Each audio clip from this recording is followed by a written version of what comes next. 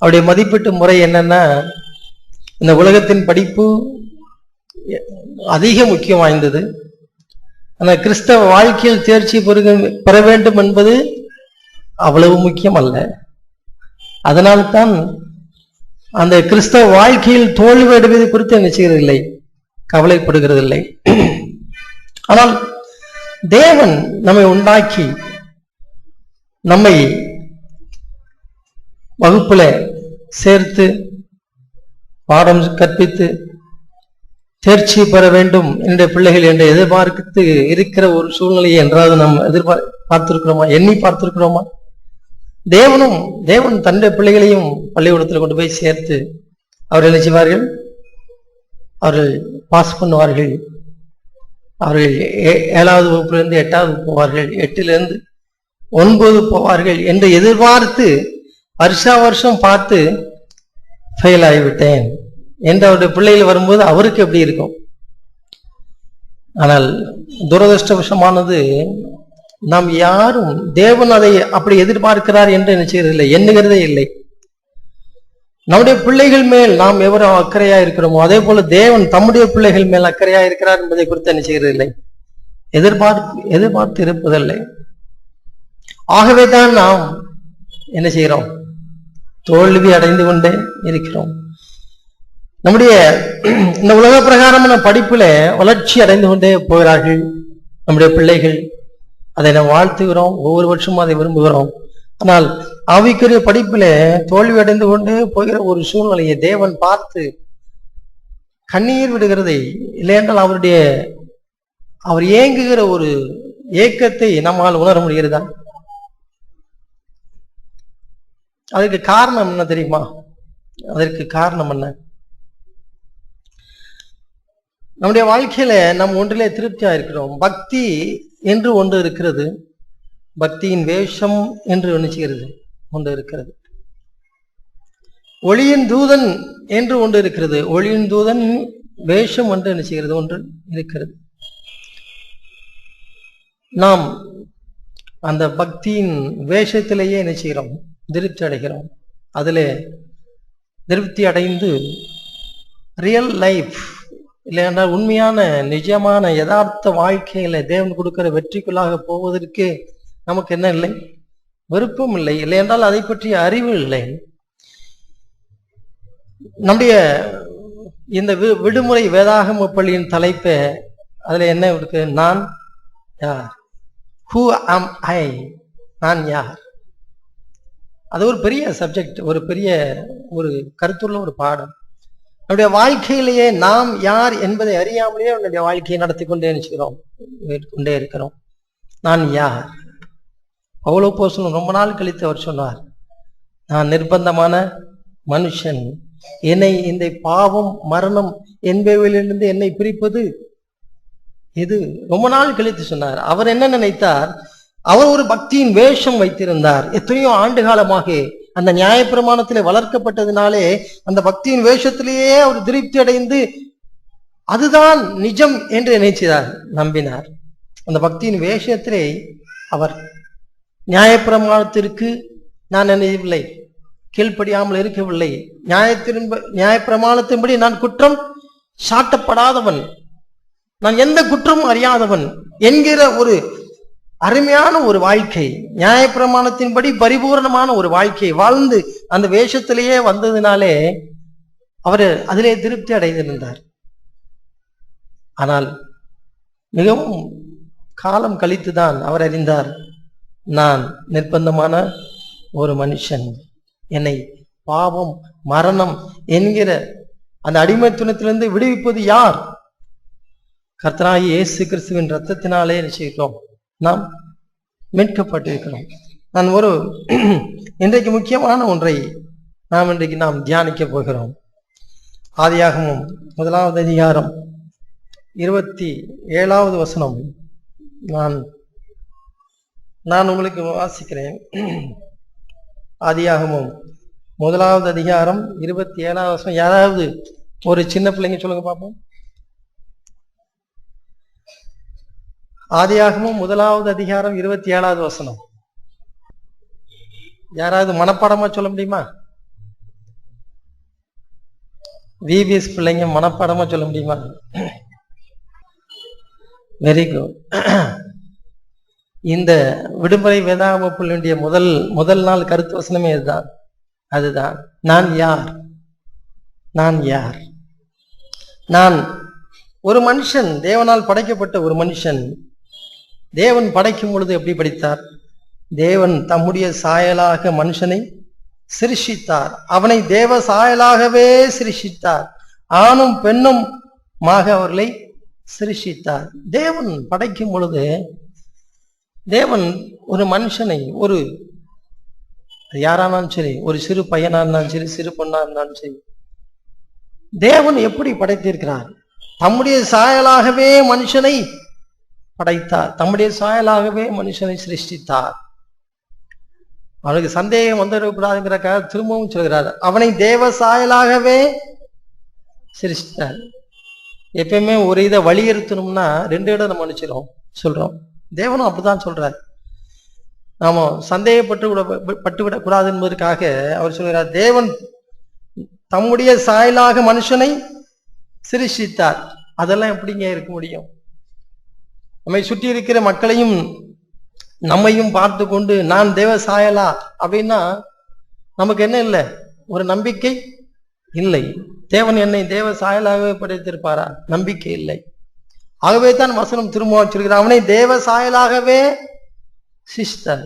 அப்போ ஏன் மனுஷன் இப்படி இருக்கிறார்? ஏன் நம்மை சுற்றியவர்கள் அப்படி இருக்கிறார்கள்? நாம் ஏன் இப்படி இருக்கிறோம்? தேவன் தம்முடைய சாயலாகவே என்னை படைத்திருக்கும் பொழுது நான் ஏன் இப்படி இருக்கிறேன்?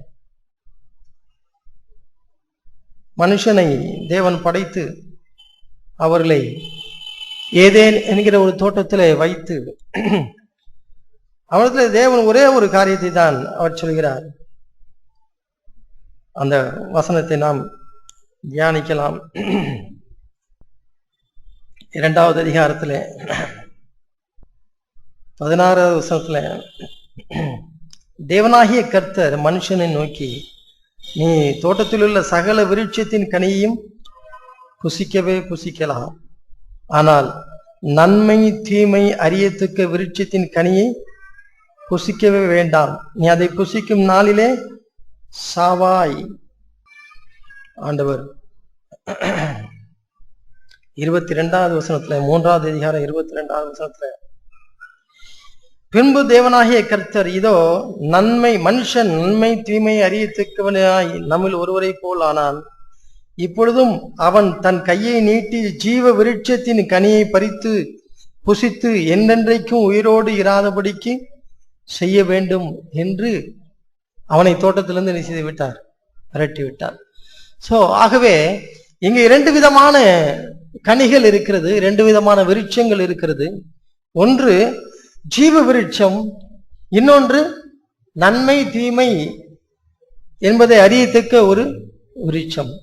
அந்த நன்மை தீமை என்கிற ஒரு கனியை நாம் புசித்தால் இந்த உலகத்துல எது நல்லது எது கெட்டது அப்படிங்கிறது மட்டும் நினைச்சுக்கலாம், தெரிஞ்சுக்கலாம்.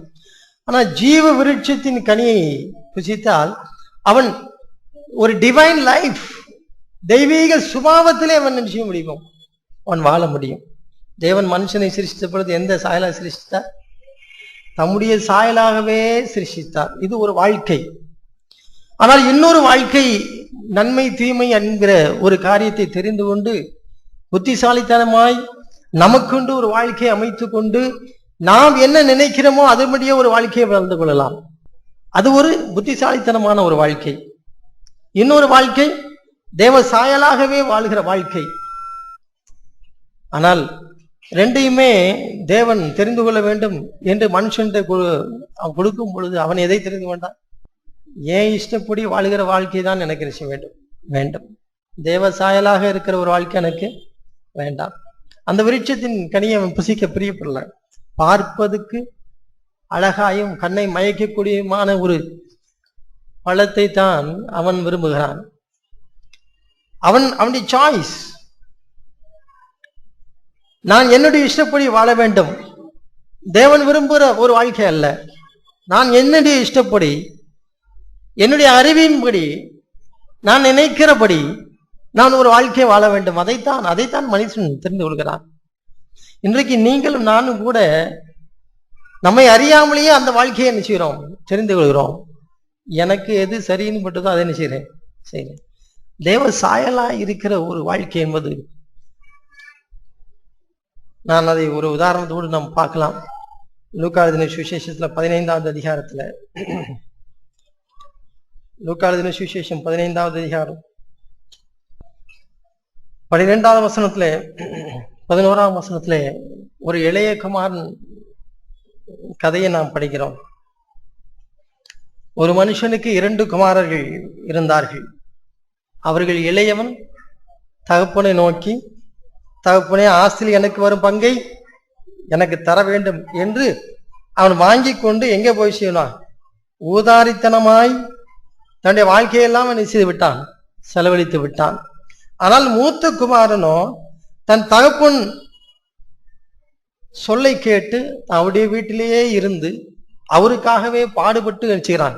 அவன் இருக்கிறான். அவனுடைய வாழ்க்கை இங்கே இந்த இளைய குமாரனுடைய வாழ்க்கையை பாருங்கள்.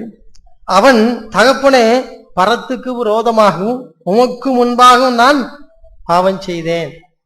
அப்ப அவனுடைய வாழ்க்கையை பாருங்க. அவன் வீட்டாருக்கு மாத்திரம் விரோதமா பாவம் செய்யல, அவன் பரத்துக்கு விரோதமாகவும் தேவனுக்கு விரோதமாகவும் பாவம் செய்து தன்னுடைய வாழ்க்கையை என்ன செய்து விட்டான், துளைத்து போட்டு விட்டான். ஆனால் அவனுடைய மூத்த குமாரனுடைய பாருங்கள், அவன் அதை எடுத்து சொல்கிறான். இதோ இத்தனை வருஷ காலமாய் நான் உமக்கு ஊழியம் செய்து ஒரு காலம் உம்முடைய கற்பனையை மீறாதிருந்தும். 29வது வசனம். ஒரு மூத்த குமாரன் வாழ்க்கையை பாருங்கள்.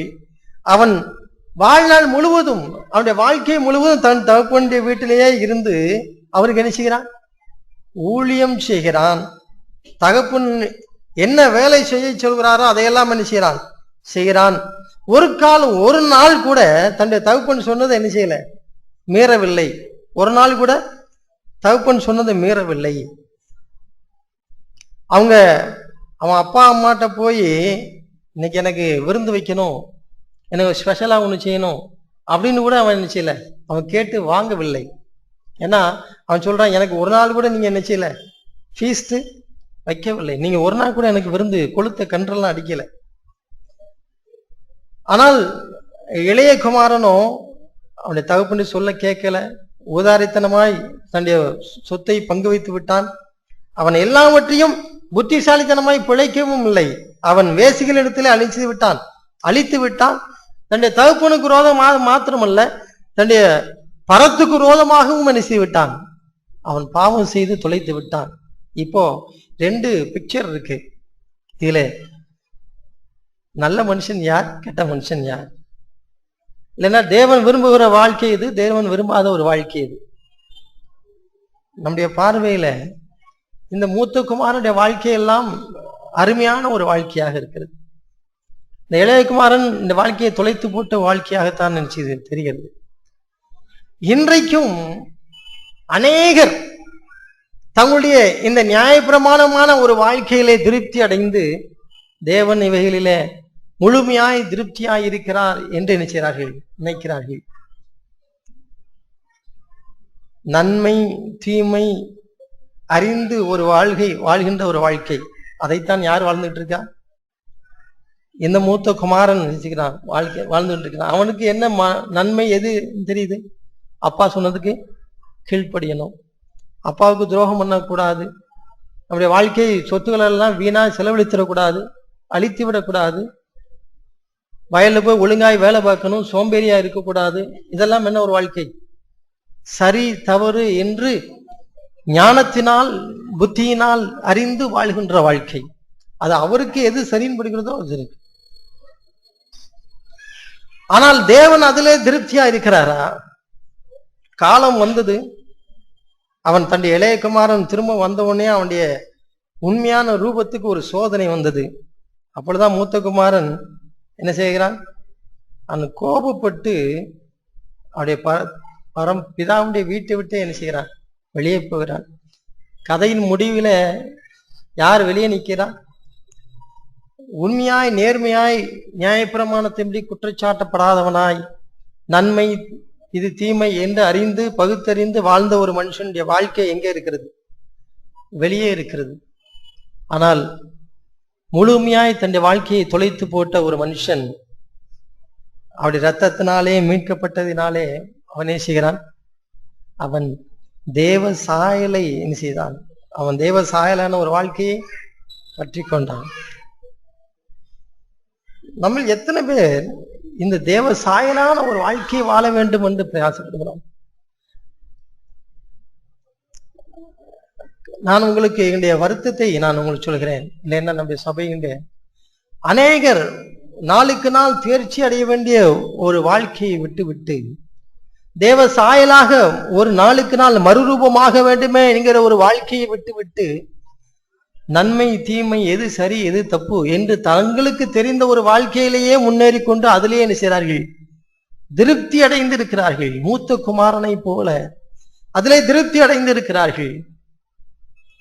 அவர்களுக்கு எது சரி என்று தெரிகிறதோ அதிலே திருப்தி அடைந்திருக்கிறார்கள். தேவனுக்கு எது சரி, தேவனுடைய சுபாவமா, தேவனுடைய சாயலாய் மாறுகிற ஒரு வாழ்க்கை இல்ல, ஒரு பக்தியின் வேஷம் ஒன்று அவர்களுக்கு தெரிகிறது. அதிலே என்ன செய்கிறார்கள்? திருப்தி அடைந்திருக்கிறார்கள். பக்தியாய் இருப்பதிலே திருப்தி இல்லை. அப்படி இல்லை என்றால் நம்முடைய குடும்பங்களில் ஏன் இவ்வளவு பிரச்சனைகள்? நம்முடைய சபைகளிலே ஏன் இவ்வளவு பிரச்சனைகள்? நம்முடைய வீடுகளிலே நம்முடைய சம்பாஷணைகள் அது தேவ சாயலாக இருக்கிறதா என்று போய் பாருங்கள். நம்முடைய வீடுகளிலே நம்முடைய சம்பாஷணைகள், அப்பா பிள்ளைகள், இல்லை என்றால் அண்ணன் தங்கைகள், அவருடைய சம்பாஷணைகள் எப்படி இருக்கிறது? அது சீசத்துக்கு ஏற்ற விதமாய் வளர்ந்து நாளுக்கு நாள் முன்னேறின ஒரு வாழ்க்கை தேவ சாயலாக அது மாறி இருக்கிறதா? போய் நம்முடைய வீடுகளிலே நாம் பார்க்க வேண்டும். எல்லோரையும் போல ஒரு புரஜாதியான போல நம்முடைய வாழ்க்கையே இருக்கிறதா? ஆனால் வாரந்தோறும் நாம் சபைக்கு வருகிறோமா இல்லையா? வேதத்தை பார்க்கிறோமா இல்லையா? வேதத்தை கொண்டு வருகிறோமா இல்லையா? வெளியே யாராவது பார்த்தால் இவர் கிறிஸ்தவ ஐக்கிய சபையார் என்று தெரிகிறதா இல்லையா? அநேக அடையாளங்கள் இருக்கிறது. அவைகள் ஒன்றை நான் சொல்கிறேன். நாம் நகைகள் அணிகிறது இல்லை, பளிச்சென்று தெரிகிறது. இவர்கள் யார்? கிறிஸ்தவ ஐக்கிய சபையார். இவைகளெல்லாம் வெளியான அடையாளங்கள். ஆனால் நம்முடைய உள்ளான அடையாளங்கள் என்ன? தேவ சாயலாக நான் மாறி இருக்கிறேன். நம்முடைய குடும்பங்களிலே கணவன் மனைவி பேசுகிற பேச்சுகளிலே, பிள்ளைகளுக்குள்ளாக பேசுகிற பேச்சுகளில் தேவனுடைய சாயல், அந்த ஜீவ விருட்சத்தை புசித்து அந்த ஒரு வாழ்க்கை இருக்கிறதா? வெளி அடையாளங்களில் ஒரு வாழ்க்கை இருக்கிறதா? வெளி அடையாளங்களிலே அப்போஸ்தலன் எவ்வளவோ நாட்கள் வாழ்ந்தார். ஆனால் வாழ்ந்த முடிவில் அவர் சொன்னார், இவைகளிலிருந்து என்னை விடுவிப்பவன் யார்? உண்மையான ஒரு வாழ்க்கை அது அல்ல. நம்முடைய சபைகளுக்கு வருகிறதும், வாரம் வருகிறதும், வேதத்தை கொண்டு வருகிறதும், வீட்டிலே வேதத்தை வாசிக்கிறதும் எல்லாம் வெளியரங்கமான அடையாளங்கள் இருக்கிறது. ஆனால் அவைகளெல்லாம் கிறிஸ்துவை போல வாழ்கிற ஒரு வாழ்க்கையா? தேவன் விரும்புகிற அவருடைய சாயலாகவே நான் சிருஷ்டித்தேன், தேவ சாயலாகவே சிருஷ்டிக்கப்பட்ட ஒரு மனுஷன் நான் யார்? வேஷத்திலே இருக்கிற ஒரு மனுஷனா? இல்லை நான் தேவன் விரும்புகிற அந்த சாயலிலே மாறிக்கொண்டு இருக்கிறேனா? வெளி அடையாளங்கள் இருக்கிறது, அவையில மாற்றம் இல்லை. ஆனால் ஒரு வருத்தத்தை சொல்கிறேன். ஒரு நல்ல ஒரு பையனுக்கு பொண்ணு தேடினால் கிடைக்கவில்லை, ஒரு நல்ல ஒரு பொண்ணுக்கு பையனை தேடினால் கிடைக்கவில்லை. எங்கே இருக்கிறது நம்முடைய சபைகள்? எங்கே இருக்கிறார்கள் சொல்லுங்க? ஒரு நல்ல ஒரு பையன், கிறிஸ்தவ பையன், ஒரு சீஷத்து ஒரு வாழ்க்கை ஒரு வாழ்கிற ஒரு அருமையான ஒரு பையனுக்கு ஒரு பெண்ணை தேடினால் கிடைக்கல. அலசி பார்த்தாலும் கிடைக்க மாட்டேங்குது.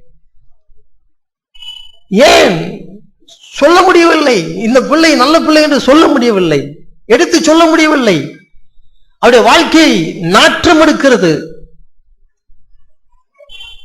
சொல்ல முடியவில்லை, வெளியே சொல்ல முடியலை. ஆனால் போர்டு இருக்கிறது. என்ன போர்டு? கிறிஸ்தவ ஐக்கிய தூத்துக்குடி சபையில 16 வருஷமாக நான் போய் கொண்டிருக்கிறேன். அன்னைக்கு எனக்கு அந்த திருச்சியிலிருந்து வந்த ஒரு அந்த பிரதர் அவரு கல்யாண வீட்டுல பட்டு நடிக்கிறார். நம்ம எல்லாரும் ரொம்ப திறமைசாலிகள். எதிலே திறமைசாலிகள்? வளர்ந்து விட்டோம். எதிலே வளர்ந்து விட்டோம்? வேஷத்தை தரிப்பதிலே வளர்ந்து விட்டோம், மாய்மாலம் பண்ணுவதிலே வளர்ந்து விட்டோம். ஆகவே இங்க பார்த்தோம்னா ஒண்ணுமே தெரியல, எல்லாம் ஒண்ணு போலதான் தெரியுது. வெள்ளையடிக்கப்பட்ட கல்ல தோண்டுனாதான் என்ன தெரியுது? அவருடைய வாழ்க்கையை அசைத்து பார்த்தால், அவருடைய வீட்டிலே போய் பார்த்தால் அவருடைய குடும்பத்தை அசைத்து பார்த்தால்தான் தெரிகிறது, உள்ள பூரா எலும்பு கூட தாங்க இருக்கு, வெள்ளையடிக்கப்பட்டிருக்கு. நாம் தேவ சாயலாகவே வாழ்கிற வாழ்க்கையா? நான் ஏதோ உங்களை பற்றி நான் பேசவில்லை. நான் எல்லோரும் நம்முடைய சபை, நம்முடைய காரியம், என் பிள்ளைகள், என்னுடைய சபையார், இவருடைய வாழ்க்கையை குறித்த பாரம், கரிசனை நமக்கு இவர்கள் பவுலப்போஸ்தலன் சொல்கிறார், நான் அவர்களுக்காக கண்ணீர் வடிக்கிறேன், கற்ப வேதனைப்படுகிறேன். எதற்காக கற்ப வேதனைப்படுகிறார்? எப்படியும் இருக்கட்டும் இருக்கிறதா? அதற்கு கற்ப வேதனை அவசியம் இல்லை. எந்த ஒரு பிள்ளையாவது பத்து விட்டு போனோம் என்று கற்ப வேதனை இல்லை. அது பிறந்தால் என்ன, இறந்தால் என்ன, அதுக்கு ஒரு கற்ப வேதனை அவசியம் இல்லை. ஆனால் நாம் வருத்தப்பட வேண்டும். நம்முடைய பிள்ளைகள் உங்களுடைய குடும்பங்களில எத்தனை பிள்ளைகளை நீங்கள் காட்ட முடியும் சொல்லுங்க? நம்முடைய சபைகளிலிருந்து எத்தனை பிள்ளைகளை இந்த திருமணத்திற்கு ஒரு அருமையான குழந்தை, I am fully recommend 100% brother சொல்ல முடியுமா? ஏன் இல்லை? நம்முடைய வாலிபர்களை ஏன் சுட்டி காட்ட முடியவில்லை? நல்ல சகோதரன், அவர்களுக்கு அந்த பெண்ணை திருமணம் பண்ணலாம். ஏன் இல்லை? நாம் தேவ சாயலாக மாறவில்லை. நாம் தேவ சாயலாக மாறவில்லை. ஆனால் வேஷமாக மாறிக்கொண்டே இருக்கிறோம். அதுல தேர்ச்சி அடைந்து கொண்டு இருக்கிறோம். மாய்மாலம் பண்ணுவதில் தேர்ச்சி அடைந்து கொண்டிருக்கிறோம். ஆனால் அதான் அடிப்படையான வித்தியாசம். தேவன் அதை எதிர்பார்க்கவில்லை. அதை தயவு செய்து நீங்கள் ஏமாற வேண்டாம். தயவு செய்து நம்ம அதில் ஏமாந்து விட வேண்டாம். ஏன்? தேவன் நம்மை படைத்தார் தம்முடைய சாயலாக நாம் இருக்கும்படியாக. ஏதோ ஒரு கிறிஸ்டியன் ஃபெலோஷிப்ல போர்டுக்கு உள்ள அடையாளத்தோடு நாம் வாழும்படியாக அல்ல. நான் உங்களுக்கு சொல்லட்டுமா, நம்மை காட்டிலும் அநேக வெளியரங்கமான பெந்தைக்கோஸ்தே இல்லாத சபைகளில் இருக்கிற குடும்பங்களிலே கூட அருமையாய், இணக்கமாய், பண்பாய் பேசுகிற பிள்ளைகள் இருக்கிறார்கள், மதிக்கிற பிள்ளைகள் இருக்கிறார்கள், தன்னுடைய பெற்றோர்களை மதிக்கிறார்கள், ஆசிரியர்களை மதிக்கிறார்கள், தேவனுடைய பிள்ளைகளை மதிக்கிறார்கள், வரவேற்கிறார்கள். ஆனால் நாம் அதிகம் தெரிந்திருக்கிறோம், அதிகம் கேள்விப்படுகிற நமக்கு அவைகள் எல்லாம் ஒரு சப்ஜெக்டாவே இல்லை, படிக்கவே இல்லை. நாங்கள் நேற்று தான் பேசிக்கொண்டிருந்தோம். அருமையான தேவனுடைய பிள்ளைகளுடைய வாழ்க்கையில் ஒவ்வொரு சம்பந்தப்பட்டு அவருடைய புத்தகங்கள், அவருடைய வாழ்க்கை எல்லாவற்றையும் ஒன்றித்து போய் கூட அதை மதிக்க தெரியவில்லை. நம்மோடு இருக்கிற ஒரு சகோதரன் எத்தனை ஆண்டு காலம், 30 ஆண்டு காலம், 25 ஆண்டு காலம் இருந்து ஒரு தாழ்மையாய் ஊழியம் செய்கிற ஒரு சகோதரனுடைய வாழ்க்கை அப்படியே தத்ரூபமாக இருக்கிறதே என்பதை நாம் அறியவே முடியவில்லை. வெளியே போய் பார்த்தாதான் தெரியும். ஆனால் அவைகளை மதிப்பீடு செய்ய கற்றிருக்கிறோமா? இல்லை. ஒரு ட்ரெயின்ல ஒரு பொண்ணு வருது. அந்த வர்ற வரைக்கும் ஒரு சென்னையில இருந்து புறப்படுதுன்னு வச்சுக்கீங்களேன். சென்னை இந்த ட்ரெயின்ல இருந்து வந்து அது மதுரை வருதுன்னா திண்டுக்கல் வரைக்கும் அதனுடைய பேச்சு, அதனுடைய நடை, உடை அத்தனையும் அலங்கோலமாய் இருக்கிறதை பார்த்து கொண்டே ஒரு ஆபீசர் வந்து கொண்டே இருக்கிறார். அந்த ட்ரெயின்லயே பக்கத்து கம்பார்ட்மெண்ட்ல என்ன நடக்கு, அந்த பெண்ணுடைய உடை அவ்வளவு மோசம், அவருடைய பேச்சு அவ்வளவு அலங்கோலமாக இருக்கிறது. எல்லாம் பார்த்து ஒரு சகிக்க மாட்டாத ஒரு வெறி அதிகாரி, ஒரு கிறிஸ்தவ அதிகாரி பார்த்து கொண்டே என்ன செய்கிறார், அது வருகிறார். ஆனால் திண்டுக்கலுக்கு அப்புறம் ஒரு 3 நிமிஷம் அந்த பிள்ளையை காணும், எங்கே போயிட்டுன்னு தெரியல. ஆனா திண்டுக்கலுக்கு அப்புறம் திடீர்னு அந்த பிள்ளை வருகிறது. அருமையான உடை உடுத்தி, ஒரு நல்ல ஒரு கிறிஸ்தவ பெண் போல, தமிழ் பெண் போல ஒரு உடை உடுத்தி பக்குவமாய் வந்து நினைச்சுகிறார். அவள் அமர்கிறார். உடனே செல் எடுத்து அப்பா போன் பண்ணுகிறாள். அப்பா, நான் என்ன செய்யிட்டேன், திண்டுக்கல் கிராஸ் பண்ணிட்டேன், நீங்க மதுரையில வந்து என்ன செய்யுங்க, என்னை பிக்கப் செய்து கொள்ளுங்கள். மதுரையிலே அவருடைய தகப்பன் வருகிறார். மிகுந்த பவியத்தோடு அந்த பெண் செய்கிறார். அந்த அதிகாரி ஒரு கேள்வி கேட்டார், இந்த பெண் யாரை ஏமாற்றுகிறாள், இந்த பெண் யாரை ஏமாற்றினாள் என்று கேட்டார். நீங்க சொல்லுங்க பாப்போம், யாரை ஏமாற்றினாள்?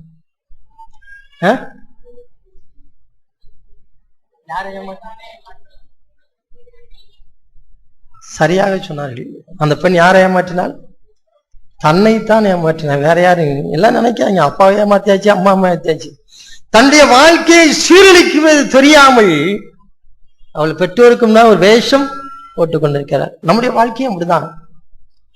நமக்கு தேவனுக்கு முன்பாக அவர் பார்த்து இருக்கிறார். ஆனா ஆண்டவரை ஏமாத்திட்டு மனசுல ஞாயிற்றுக்கிழமை வந்துருந்தோம், ஆண்டவரே உடைய சமூகத்திலே ஆராதிக்க வந்து விட்டேன். ஆண்டவரை ஏமாத்திட்டோமா? இல்லை. தேவன் ஏமாறுகிறவர் இல்லை, அவர் என்ன செய்கிறார்? வருத்தப்படுகிறார். இந்த உலக தகப்பனை நம்ம என்ன செய்யலாம்? ஏமாற்றலாம். உலக தாயை நம்ம ஏமாற்றலாம். ஆனால் தேவனை என்ன செய்ய முடியாது? ஏமாற்ற முடியாது. ஆகவே விளைவு என்ன தெரியுமா? நாம் நினைச்சுக்கிறோம், அழித்து கொண்டு இருக்கிறோம், நம்மை நாமே அழித்து கொண்டு இருக்கிறோம். கலாச்சார சீரழிவு அங்கங்கே இருக்கிறது இல்லை, சபைகளில நம்முடைய எண்ணங்களில அது வருகிறதா? இவைகளெல்லாம் நம்முடைய பெற்றோருக்கு தெரியவில்லை. வேதம் எழுதி வைத்திருக்கவை எல்லாம் அது காலம் கடந்தது, இப்போதைக்கு அப்ளிகபிள் ஆகாது. பெற்றோருக்கு கீழ்ப்படியுங்கள் என்று எபேசியர் 6ஆம் அதிகாரம் எழுதி வைத்ததெல்லாம் நினைச்சது, அதெல்லாம் காலம் கடந்ததாக நினைத்து, அம்மா உங்களுக்கு தெரியாது, ஏமா உன்னுடைய வாழ்க்கை நீ திரும்பினாலும் திரும்பாவிட்டாலும் உனக்கு தெரியுமா? அது உங்க அம்மாவுக்கு தெரியுது. 2 நாளைக்கு முன்பாக ஒரு நம்ம விகேபுரம் சபை இருக்கிற தெருவுக்கு அடுத்த தெருவில் ஒரு நாள் ராத்திரி 2 மணிக்கு திடீரென்று ஒடிய தெருவில் ஒவ்வொன்று ஒரு சத்தம். அங்கே பார்த்தா ஒரு பெண் அப்படியே முழுக்க தீ எரிந்து கொண்டு இருக்கிறாள். என்னன்னு அது எரிஞ்சுக்கிட்டே இருக்கு, எல்லாம் எரிஞ்சு முடிந்து விட்டது. அப்போது என்னன்னு பார்த்தோம்னா, அந்த வீட்டிலே இருந்த ஒரு 70 வயது மிக்க ஒரு தாய், 70 வயது, அவர்கள் ராத்திரி 2 மணிக்கு ஒரு 2 லிட்டர் மண்ணெண்ணெயை ஊற்றி நினைச்சுட்டார்கள், தீ வைத்து விட்டார்கள். எங்க வைத்து தீ வைத்து விட்டார்கள்? தெருவில், நடுத்தெருவில் வைத்து தீ வைத்து விட்டார்கள். முழுதும் இருந்து அவர்கள் மரணம். காரணம் என்ன தெரியுமா? அவங்க பையனும் மருமகளும் பிரிஞ்சு இருந்தாங்க. ரொம்ப காலம், கொஞ்ச நாள் பிரிஞ்சு இருந்து கொஞ்சம் பேர் சமரசம் பண்ணி அந்த மருமகளை வீட்டுக்கு வீட்டுக்கு வந்து 2 நாள் தான் ஆச்சு. 2 நாள் இப்போ இந்த தாய் தன்னுடைய பையனுக்கு என்ன செய்ய முடியல, ஆகாரம் எடுக்கல. இப்ப யார் வைக்கிறா? மருமகா தன்னுடைய மகனுக்கு சாப்பாடு வைக்கிறார். அது கூட அந்த தாய்க்கு பொறுக்க முடியவில்லை. பொழுது என்ன அவனுடைய வாழ்க்கையை பாருங்க. 70 வயது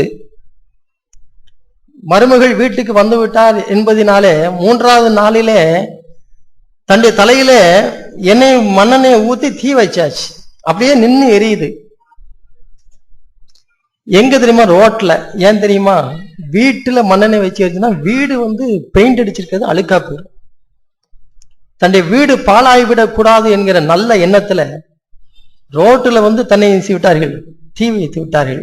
அப்போ அந்த அம்மாவுக்கு குடும்பமும் வீடும் வித்தியாசமே தெரியல. வீடு மதிப்பு மிக்கது, ஆனால் தன்னுடைய குடும்பம், தன்னுடைய மகனுடைய குடும்பம், தன்னுடைய மருமகளுடைய வாழ்க்கை அது சீரழியுதுங்கிறது தெரியவில்லை. இதுதான் இன்றைக்கு உள்ள நிலைமை.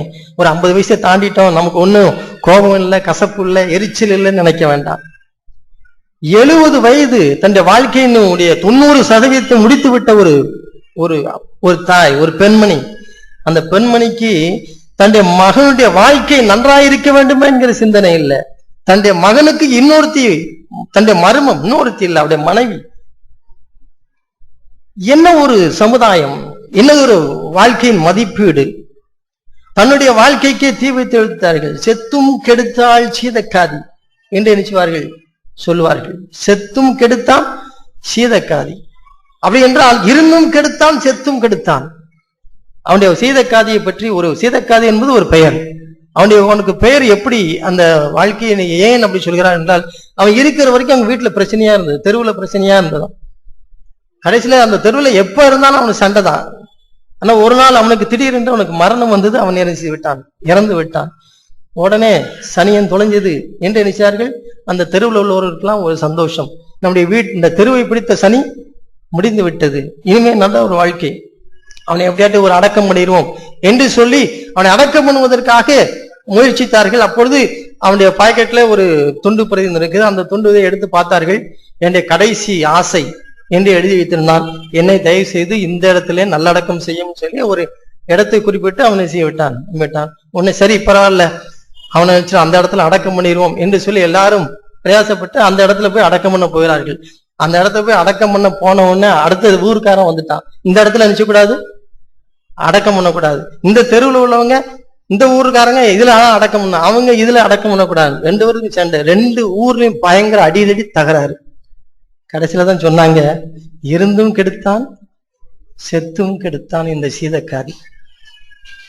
நம்முடைய வாழ்க்கை எத்தனை பேருக்கு ஆசீர்வாதமா இருக்கு, இல்லைன்றா எத்தனை பேருக்கு சாபமாக இருக்கிறது? எந்த தெய்வ சுபாவம் நம்முடைய வாழ்க்கை, அன்றாட வாழ்க்கையில நம்முடைய வாழ்க்கை எப்படி இருக்கிறது?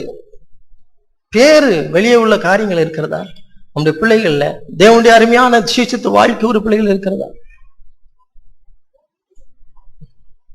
நம்மை நாம ஏமாற்றி கொண்டிருக்கிறோமா? இந்த ஒரு பெண்மணி ஏமாற்றுறது போல நம்மை நாம ஏமாற்றி கொண்டிருக்கிறோம். எங்கே தேவனுடைய சாயல், எங்கே தேவனுடைய பிள்ளைகள்?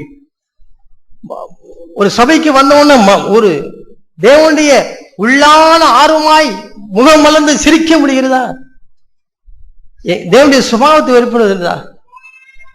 உங்க வீட்டுல 1000 பிரச்சனை இருக்கட்டும், தேவ மனுஷன் தேவ சாயலா இருக்கிற ஒரு மனுஷனுக்கு இயற்கையாகவே தேவ சாயல் தெரியணும். அது ஆளுக்கால் மாறு வர்றது இல்லை. இங்க இருக்கிறவங்க கேட்கிறேன், பின்னாடி இருக்கிறவங்க சரி முன்னாடி இருக்கிறவங்க சரி, இங்கே இருந்து வருகிற எல்லா சகோதரிகளையும் பார்த்து நீங்க சிரிக்க முடியுமா? என் அருமையான வாலிப பிள்ளைகளை பார்த்து கேட்கிறேன், இங்க இருந்து வரிசையா எல்லா வாலிப பிள்ளைகளையும் பார்த்து நீங்க சிரிச்சிருவீங்களா? சிரிக்க முடியுமா? அதுல கூட கொஞ்சம் கஷ்டம் இருக்குல்ல, அதுல கூட கொஞ்சம் கஷ்டம் இருக்கு. இங்க இருக்கிற சகோதரர்கள் அப்படியே எல்லாரையும் பார்த்து சிரிக்க முடியுமா? உண்மையானதா? ஏற்றுக்கொள்ள சகோதரத்துவமா ஏற்றுக்கொள்ளக்கூடிய ஒரு வாழ்க்கை இருக்கிறதா? எனக்கு எது சரியோ அதிலே நான் ஒரு வாழ்க்கை, அது என்னை சுற்றி இருக்கிறது. நாம் தேவனை சார்ந்து வாழ வேண்டும் என்கிற ஒரு வாழ்க்கை தான் தேவன் என்ன செய்கிறார், அழைத்து இருக்கிறார். ஆகவே தான் ஆரம்பத்திலே சொன்னார், ஜீவ விருட்சத்தின் கனி. அது என்ன? It's divine life. தேவனோடு தேவனுடைய சாயலை நாம் மாறிக்கொண்டே இருக்கிற வாழ்க்கை. புறமான மனுஷன் அழிந்து உள்ளான மனுஷன் நாளுக்கு நாள் புதிதாக்கப்படுகிற ஒரு வாழ்க்கை. நம்முடைய வெளியே உள்ள சபைகளுக்கும் நமக்கும் அது ஒரு கூட வித்தியாசம் இருக்கிறதா இல்லையா? அதை தேவனுடைய சுபாவத்தை உங்களிலும் என்னிலும் பார்க்க முடியும் என்றால், நான் அழுது இருக்கிறேன், ஆண்டவரே எவ்வளவு பெரிய காரியங்களை பேசுகிறோமே, இந்த சுபாவத்தை நான் இருக்கிற இடத்துல, என் வீட்டுகளில, என்னுடைய வேலை ஸ்தலங்களில நான் காண்பித்து அது ஒரு வித்தியாசத்தை காண்பிக்க விட நான் சாதிப்பது என்ன, நான் செய்கிறது என்ன, நான் சொல்லுவது என்ன? ஒரு வித்தியாசத்தை அவர்களே உணர முடியவில்லை என்றால் என்ற வாழ்க்கையில நான் பேசுகிறேன் என்ன பிரயோஜனம்? நாம் தேவ சாயலாக மாறிக்கொண்டு இருக்கிறோமா? நம்முடைய பிள்ளைகள், நம்முடைய சபையார் மாறிக்கொண்டு இருக்கிறார்களா? உங்களுடைய வாழ்க்கையை மாறுகிறதா? ஒரு பேச்சிலே ஒரு கனிவு, ஒரு இரக்கம், ஒரு அன்பு அப்படி இருக்கிறதா? எல்லாமே ரஃப் அண்ட் டஃபா இருக்கு. சில பேச்சே இப்படி கரடு முரடாக இருக்கிறது. அல்லே ஒரு இணக்கமோ ஒரு கனிவோ இல்லை. நாம் எதை கற்றிருக்கிறோம், எதை கற்றுக்கொண்டு இருக்கிறோம்? தேவன் எதை இருக்கிறார்? வேஷத்திலே தேவன் நாம் திருப்தி அடைந்திருக்கிறோமா? தேவன் அதுல ஏமாந்து போகிறதே இல்லை. என்னன்னு தேவன் ஆரம்பத்திலேயே சொன்னார், ஏதேன் தோட்டத்திலே சொன்னார், தம்பி தங்கச்சி நீ அதுல என்ன செய்யாத, நான் உனக்கு எது சரியோ நீங்க அந்த வாழ்க்கையை சுற்றி வராத. ஜீவ விருட்சம் ஒன்று இருக்கிறது, தெய்வீக ஒரு வாழ்க்கை என்று இருக்கிறது, அதிலே நீ வர வேண்டும். காணா ஒரு கல்யாணத்துல அது ஒரு மகிழ்வான ஒரு குடும்பமாக இருக்க வேண்டிய ஒரு சூழ்நிலை, ஒரு ஒரு நாள் திருமண ஒரு வாழ்க்கை, அல்ல எல்லாரும் விருந்து சந்தோஷமா இருக்க வேண்டிய ஒரு இடத்துல என்ன இருக்கிறது? ஒரு குறைவு வருகிறது. திராட்சரசம் குறைவு விடுகிறது. அப்போ அப்படி குறைவு வருகிறதுன்னு சொன்ன உடனே அதை குறைவு கண்டவர்கள் எங்கே போயிருக்கணும்? யார்கிட்ட போயிருக்கணும்? ஆண்டவரிடம் போய் சொல்லியிருக்கணும். அது இல்லாம இவர்கள் யாராவது போய் சொல்லியிருந்தா நினைச்சிருக்கோம். இப்ப நம்ம சர்ச்சில் கான்பரன்ஸ் எல்லாம் வச்சுக்கோங்க, ஒரு திராட்சரசம் தான் எல்லாருக்கும் பரிமாறுறாங்க, குறைஞ்சு போச்சு, உடனே போய் சமயக்காரன்ட்ட போய், என்னையா இது 100 பேர் இருக்காங்களே, குறைஞ்சு போச்சே அப்படின்னு சொன்னா அவர் என்ன சொல்லுவாரு? சரி பார்த்துக்கிடுவோம் சார், பார்த்துக்கிடுவோம் அப்படின்னு நம்ம பிரதர்ஸ்ல கூட அப்படிதான் சொல்லுவாங்கன்னு நினைக்கிறேன். பார்த்துக்கலாம். அவங்க டக்குன்னு ஒரு சக்கு தண்ணி எடுத்து நிச்சயிச்சிருவாங்க. அதுல கொஞ்சம் கலந்துட்டு இன்னொரு 100 பேருக்கு 50 பேருக்கு சரி பார்த்துக்கிடுவாங்க. டக்குன்னு ஒரு டெம்பரவரி ரெமடி சில நேரத்துல செய்வாங்க, நம்ம பிரதர்ஸ்ல செய்வாங்கன்னு நினைக்கிறேன். அதனால தான் சில நேரம் ரசம் எப்படி இருக்கு, தண்ணியா இருக்கு, சாம்பார் தனியா இருக்குது. முதல்ல சாப்பிட்டவங்க போறாம அது நல்லா இருக்குன்னு சொல்லுவாங்க. கடைசி பந்திக்கு வரும்போது ஏன் தெரியுமா, எங்க யார்கிட்ட போய் சொல்லணுமோ அதை செய்ய ஆண்டவர்கிட்ட போய் சொல்லியிருந்தா அவர் என்ன செய்வார்? அது ஏன் முந்தின ரசம் அது நல்லா இல்லாம பிந்தின ரசம் நல்லா இருந்துச்சு? முந்தின ரசத்துல தண்ணி ஊத்தியாச்சு, அதனாலதான் அது நல்லா இல்லை. பிந்தின ரசம் ஃப்ரெஷ்ஷா வந்திருக்கு, அதனால அது நல்லா இருக்கு. இன்னைக்கும் நம்முடைய குறைவுகள், ஒரு உண்மையான ஒரு மனுஷன் அவன் சொல்லணும்னா, எங்க ஒரு சபையில சரி, ஒரு வாழ்க்கையில இருந்தாலும் சரி, நம்முடைய கணவனிடத்திலேயோ மனைவி இடத்திலேயோ பிள்ளைகள் இடத்திலேயோ ஒரு குறையை காணும் போது ஒரு ஆசீர்வாத குறைவை பார்க்கிறான், ஒரு தெய்வீக வாழ்க்கையுடைய குறைவை பார்க்கிறான். அதை பார்த்த உடனே எங்க போய் சொல்லணும்? ஆண்டவரிடத்துல சொல்லணும், இல்லைன்னா ஆண்டவரோடு இருக்கிற இடத்துல சொல்லணும். அடுத்தவங்கிட்ட சொன்னோம்னா என்னதான் நடக்கும்? அந்த குறைவு நிறைவாகிறதே இல்லை, அதுல கூட கொஞ்சம் தண்ணி தான் ஊற்ற முடியும். ஆனா மரியாள்கிட்ட போய், மரியாள் அதை பார்த்த உடனே எங்க நினைச்சா, அவ வேற யார்ட்டையும் தவுசு பிள்ளைகிட்ட போய் சொல்லவே இல்லை. அவ யார்கிட்ட போய் சொன்னா? ஆண்டவரிடம் போய் சொன்னாள். ஆண்டவரிடம் போய் சொன்னாள். இன்னைக்கு நம்முடைய சபை இல்லை, நம்முடைய குடும்பங்கள்ல குறைவுகள் வரும்பொழுது யார்கிட்ட போய் சொல்லணும்? ஆண்டவரே நீர், ஆண்டவரே அதை திருப்தியாக்கு. அது இந்த திராட்சை குறைவு போடுற மாதிரி தெரியுது. பக்கத்து சகோதரன்ட்ட எல்லாம் போய் பாத்தீங்களா திராட்சை ரசம் இல்லை அப்படின்னு சொன்னா என்ன ஆகும்? அந்த திருப்தி ஆயிடுமா? தேவன் அந்த திராட்சை ரசம் வந்து விடுமா? இல்ல. அங்கேதான் ஒரு வித்தியாசத்தை பார்க்கிறோம். நமக்கு எது நன்மை தீமை, நமக்கு எது சரியோ செய்யணும். ஆனா ஆண்டவருடைய சமூகத்துல போகணுமே, ஆண்டவரத்துல போகணுமே. ஒரு குறைவை நிறைவாக்குறதுக்கு நான் எங்கே போக வேண்டும்? தேவனுடைய சமூகத்துல தேவனை நாடனமே.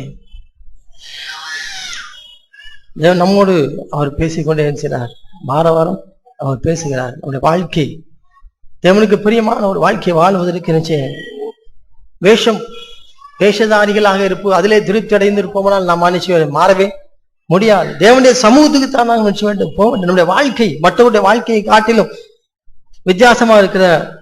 சமீபத்துல ஒரு இதை படித்தேன். அவர் சொன்னார்கள், நீ ஒரு தேவனுடைய மனுஷனா இது இருந்தா உன்னுடைய கண்ணையும் உன்னுடைய நாவையும் நினைச்சுகள் பாதுகாத்துக்கொள். உன்னுடைய கண்ணையும் நாவையும் பாதுகாத்துக்கொள். சகோதரர்களுக்கெல்லாம் சொல்லார், சகோதரர்களுக்கு விசேஷமா உங்களுடைய கண்ணை நிகழ்ச்சிகள் பாதுகாத்துக் கொள்ளுங்கள் அப்படின்னு எச்சரிக்கார். எங்க போகும்போது, வீட்டுல இருக்கும்போது, ஆபீஸுக்கு போகும்போது, நம்முடைய அலுவலகத்துல நம்மோடு கூட எத்தனை லேடிஸ் வேலை செய்யறாங்க, எத்தனை சகோதரிகள் வேலை செய்யறாங்க. அவருடைய வாழ்க்கையில ஒரு சாட்சியை கேட்டு, இந்த பிரதர் எப்படின்னு கேட்டா நல்லது ஒரு சாட்சி வருமா? நம்முடைய பார்வையில கூட சரியான பார்வையிலன்னு அவங்க கண்டுபிடிச்சிருவாங்களா? கரெக்டா கண்டுபிடிப்பாங்க. அதுவும் பெண்கள் மிக லகுவில கண்டுபிடித்து பார்வையில சரியா இருக்கிறதா தவறா இருக்கிறாங்க. நம்முடைய அலுவலகத்துல நாம் பெண்களோடு வேலை செய்கிறோம், நாம் பஸ்ல பிரயாணம் பண்ணுகிறோம். நம்மை காத்துக்கொண்டு தேவன் விரும்புகிற ஒரு வாழ்க்கை வாழ முடிகிறதா?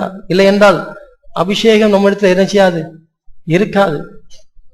அபிஷேகம் தேவனுடைய அபிஷேகம் நம்மளை நிலைத்திருக்கிறது இல்லை. ஒரு வறட்சியான ஒரு வாழ்க்கை, திராட்சரசம் இல்லாத ஒரு வாழ்க்கை தான் வாழ்ந்து முடியும், வாழ்ந்து கொண்டு இருக்க முடியும். சகோதரர்கள்ட்ட கேட்கிறேன், உங்களுடைய நாவை காத்துக் கொள்ளுங்கள்னு வசனம் சொல்கிறது. உங்களுடைய நாவை காத்துக்கொள்ள முடிகிறதா? எங்க ஆபீஸ்ல எல்லாம் பார்த்திருக்கேன், ஒரு 15-20 சகோதரர்கள் பையங்க வேலை பார்த்துட்டு இருப்பாங்க, சத்தமே இருக்காது. 3 பிள்ளைகள் வேலை பார்த்துட்டு இருக்கோம், சலன்னு சத்தம் கட்டிட்டே இருக்கும். என்ன பேசுறாங்க, அதுக்கு முடிவில்லாத கதை எழுத சொன்னா தொடர்கதையா போய்கிட்டே இருக்கு. ஐயா, கதை தானே எழுத சொன்னது, அது என்ன தொடர்கதையா போகுது? நிறுத்தவே முடியலையே. எத்தனை பட்டன், பாஸ்ட், ஸ்டாப், ஒரு பட்டனும் ஒர்க் பண்றதே இல்லை. எப்ப மாட்டி இடைவேளை, சாப்பிடுற நேரம், அப்ப பாருங்க, அப்பவும் கலக்கல இருக்கு. என்னையா எங்க இருந்தியா ஊட்டு வருது? ஜீவ தண்ணீர் நதிகள் புரண்ட ஓடுங்கன்னா பூரா இங்க இருந்து உள்ள இருந்து அத்தனையும் அசிங்கமா தானே வெளியே வருது. என்னத்தை பேசிடுவீங்க கேக்குறேன், என்னத்தையா பேசுவீங்க? பொல்லும் பொல்லும் பொறணியும் தேவையில்லாத வார்த்தைகள் தான். தேவனுடைய வார்த்தை சொல்லுது, மற்றவர்களுக்கு பிரயோஜனமான வார்த்தைகளையே பேசுங்கள். எனக்கு அந்த வார்த்தையை பார்த்தவொன்னு எத்தனை வீண் வார்த்தைகள், மற்றவர்களுக்கு பிரயோஜனமான வார்த்தைகள் அவைகளையே பேசுங்கள். சாந்தமும் அமைதியிலும் உள்ளது ஒரு வாழ்க்கை அப்படின்னு இப்ப சகோதரிகளை கொடுத்து சொல்லியிருக்கேன். அப்புறம் ஏன் இப்படி கண்டுபிடிக்க முடியல? நாம் தேசத்திலே திருப்தி அடைந்திருக்கிறோம். பிராண்ட் மார்க் கிறிஸ்தவ ஐக்கிய சபைகள். ஆனால் ஒரு நல்ல ஒரு கிறிஸ்தவ சகோதரி, ஒரு நல்ல ஒரு சகோதரனுக்கு இருக்கிறாள் என்று காண்பிக்க அப்படியே பரட்டி பரட்டி எண்ணி எண்ணி பார்க்க வேண்டியிருக்கு, வரல் விட்டு எண்ண வேண்டியிருக்கிறது. ரெக்கமெண்ட் பண்ண முடியல. இந்த பிள்ளையை நீங்கள் கொண்டு போங்கள், என்னுடைய சகோதரியை நான் வாழ்த்துகிறேன், கொண்டு போங்கள் என்று சொல்ல முடியவில்லை. ஆனால் உங்களை நான் குறைவாய் சொல்லவில்லை. ஆனால் நீங்கள் அப்படி வர வேண்டும் என்ற ஆதங்கத்தில் என்ன செய்கிறேன், உங்களுடைய வாழ்க்கை அப்படி மாற வேண்டும். உங்களை பார்த்தவுடன் இந்த சபையில பொண்ணு எடுக்கணும்னு சொல்ல வேண்டும். நம்முடைய சபைகளை தேடி வர வேண்டும். இங்கே பிள்ளைகள் இருக்கிறார்கள், இங்கே பொண்ணு எடுக்க வேண்டும், இங்கே ஒழுக்கமுள்ள சகோதரிகள் இருக்கிறார்கள். உலகம் முழுவதும் சீரழிந்து கொண்டு எதையுமே சாதகமாக தங்களுக்கு என்று எல்லாமே சகஜமாக எடுத்துக்கொண்டு வாழ்கிற வாழ்க்கை. எத்தனை காலேஜில் எத்தனை பேர்ட்ட பேச்சளவுனாலும் பேசிக்கிட்டு அவன் இன்னொருவன், நான் தேவனுடைய பிள்ளை என்கிற இதே இல்லை.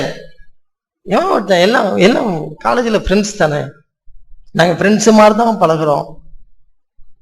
யார் அந்த ஃப்ரெண்டியா? அந்த ஃப்ரெண்டு யார்? ஒரு நல்லது ஒரு சகோதரிக்கு தன் கணவன் மாத்திரம்தான் யாரு நண்பனாக இருக்க முடியும். கண்ணாடியில போய் பாருங்க, ஒரு கீரலை போட்டுட்டு பாருங்க, நீங்க எப்ப பார்த்தாலும் அந்த கண்ணாடியில ஒரு கீரல் தெரியும். நம்முடைய வாழ்க்கை அப்படித்தான். களங்கம் இல்லாத ஒரு அற்புதமான ஒரு வாழ்க்கை வாழ்ந்து நீங்கள் ஒரு நல்லது ஒரு சகோதரனை திருமணம் முடித்தால் உங்களுடைய வாழ்க்கையில நீங்க எப்போ கணவனை பார்த்தாலும் அங்க கீரல் இருக்காது. நீங்க சந்தோஷமாய் உங்களுடைய கணவனை அணுகலாம், கணவனோடு நீங்கள் ஒரு நல்ல ஒரு குடும்ப வாழ்க்கை வாழலாம். ஆனால் ஏற்கனவே உங்களுடைய வாழ்க்கையில கீரலை உண்டாக்கிட்டீங்கன்னா நீங்க போய் உங்களுடைய கணவனை பார்க்கும் போதெல்லாம் அந்த கீரல் தெரியும். நம்முடைய அன்பும் பாசமும் நம்முடைய நட்பும் யாருக்கு மாத்திரம்தான் ரிசர்வ் பண்ணப்பட்டிருக்கிறது, யாருக்கு மாத்திரம்தான் அது போதிக்கு அப்படியே சேமித்து வைக்கிறோம். எதுக்கமா யாருக்கு வைக்கிறோம்? உங்களுக்குன்னு ஒரு கணவன் வருகிறான், ஒரு சகோதரன், தேவனால் தெரிந்தெடுக்கப்பட்ட ஒரு சகோதரன் இருக்கிறான். ஒரு நாள் வருவான், உன்னுடைய எல்லா அன்பையும் பெற்றுக் கொள்வதற்கு ஒருவன் வருகிறான். அது வரைக்கும் அதை நிச்சயமா பொக்கிஷம் போல பாதுகாத்துக்கொள். ஒரு நாள் வரும், அவன் அத்தனையும் அள்ளி நிச்சயவான் எடுக்க முடியும். அன்றைக்கு நீ உளவார சந்தோஷமாக உன்னுடைய வாழ்க்கை இருக்கும், உன்னுடைய குடும்ப வாழ்க்கை இருக்கும். அதுக்கு இல்லாம இப்ப பக்கத்து வீட்டுக்காரன் அவங்க சொன்னாங்க, பக்கத்துல வீட்டுல அந்த பெஞ்சில உள்ள பிள்ளை சொன்னா, இவ சொன்னா, அவ சொன்னா, நான் திரைக்கு பதில சொன்னாங்க. அத்தனை அவர்கள் நடிகர்கள், நாடகம் ஆடுகிறார்கள், நிஜ வாழ்க்கை அல்ல. தேவன் நம்மை ஒரு நிஜ வாழ்க்கையில தன்னுடைய சாயலாகவே சிருஷ்டித்தார். நான் உங்களை சிருஷ்டிக்கவில்லையா? தேவ சாயலாகவே நான் நினைச்சுக்கிறேன் சிருஷ்டித்தேன். அப்ப ஆண்டவரே, ஒரு ட்ரெயின்ல போகும்பொழுது, பஸ்ல போகும்போது, ஆண்டவரே நான் தேவல சாயலாகவே சிருஷ்டிக்கப்பட்ட மனுஷன். ஒரு சகோதரி பஸ்ல போய்கொண்டே இருக்கும் பொழுது பின்னாடி இன்னொரு சகோதரன், அந்த சபையை சார்ந்த ஒரு சகோதரன் நேசி விட்டான், அவன் ஏறி விட்டான். அந்த சபையில அந்த சகோதரன் அந்த முன்னாடி இருக்கிற அந்த சகோதரியை கவனித்துக் கொண்டே வந்தார். அந்த சகோதரி அங்கேயும் பார்க்கவில்லை, இங்கேயும் பார்க்கவில்லை. அவள் தன்னுடைய இடம் வந்தபோது இறங்கி போய்விட்டாள். அப்போ பின்னாடி வந்து அந்த சகோதரன் சொன்னார், சகோதரனே, அந்த சகோதரியை நான் பார்த்தேன், அருமையான சகோதரி. அவள் நான் பின்னாடி இருப்பதை பார்க்கவே இல்லை. ஆனால் அவருடைய பார்வையோ, அவருடைய பேச்சோ, அவருடைய காரியங்களோ மிகவும் திருப்தியா இருந்தது.